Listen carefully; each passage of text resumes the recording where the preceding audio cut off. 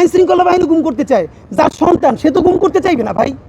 তাহলে সে হয়তো মিডিয়ায় বলবে, অথবা সে ফেসবুকে এসে বলবে, কোথাও কোথাও তো বলবে। তো ফেসবুকেও বলতেছে না, কেউ ক্লেমও করতেছে না। তো এই জনদরদি কারা কোত্থেকে আসলো যে লাশ গুম করে ফেলা হচ্ছে? এখানে লাশ গুম কি করে হওয়া সম্ভব? দেখেন, এইটা কিন্তু রাস্তা থেকে গুম করে ফেলে না।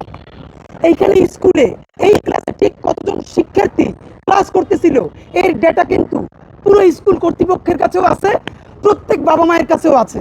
কারণ কোন বাবা মা তার সন্তানরা স্কুলে পাঠাইছে সেই বাবা মা তো জানে, গার্ডিয়ানদের সামনে অপেক্ষা করতেছে। Number one. নাম্বার দুই হইল, এইখান থেকে যে লাশগুলো পাওয়া গেছে এখন